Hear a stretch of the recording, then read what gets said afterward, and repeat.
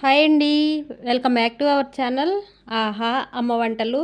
ఈరోజు మన వీడియోలో కొబ్బరన్నం ప్రిపేర్ చేసుకుంటున్నామండి. చాలా సింపుల్గా చేసుకోవచ్చు, చాలా టేస్టీగా ఉంటుంది. ఎలా ప్రిపేర్ చేసుకోవాలనేది వీడియోలో చూద్దాం. అందుకన్నా ముందు వీడియోని తప్పకుండా లైక్ చేసి షేర్ చేసి సబ్స్క్రైబ్ చేసుకోండి.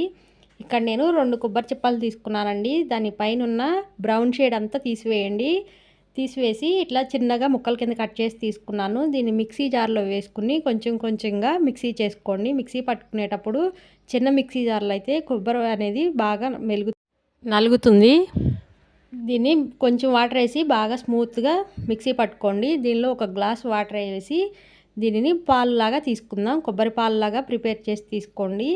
ఇట్లా ఒక జాలి దానిలో వేసుకుని మనం గరిటతో కనుక ప్రెస్ చేస్తే కొబ్బరి పాలు అనేది చిక్కగా వస్తాయండి.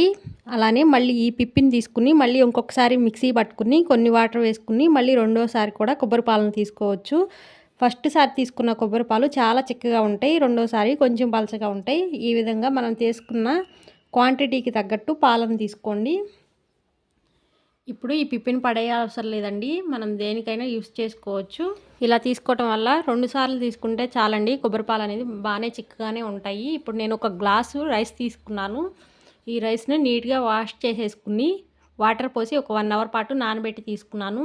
అలానే మనం పాలు కూడా ప్రిపేర్ చేసి పెట్టుకున్నాం కాబట్టి ఇప్పుడు వీటిల్లోకి ప్రిపరేషన్ చూద్దాం. ఈ కొబ్బరి అన్నాన్ని దేవుడికి నైవేద్యంగాను పెట్టుకోవచ్చండి. ఇక్కడ నేను 4 లవంగాలు, 2 యాలకులు, 1 ఇంచు దాల్చిన చెక్క, 1/2 టీ స్పూన్ షాజీరా తీసుకున్నానండి. ఇప్పుడు స్టవ్ ఆన్ చేసుకుని ఒక గిన్నె పెట్టుకోండి. దానిలో 2 టేబుల్ స్పూన్స్ నెయ్యి వేసుకున్నాను. నెయ్యిని కానీ ఆయిల్ని కానీ వేసుకోవచ్చు.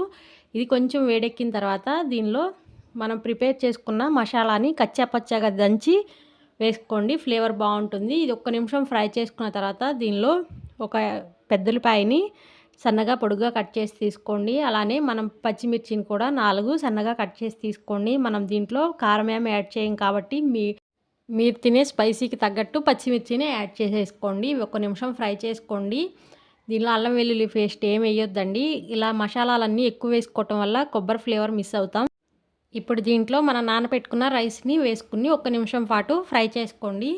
ఈ విధంగా 1 నిమిషం ఫ్రై చేసుకున్న తర్వాత దీనిలో మనం పాలు యాడ్ చేసుకుందాం. ఈ లంచ్ బాక్స్కి అయినా చాలా సింపుల్గా తయారు చేసుకోవచ్చు అండి. దేవుడికి నైవేద్యంగా అయినా పెట్టుకోవచ్చు.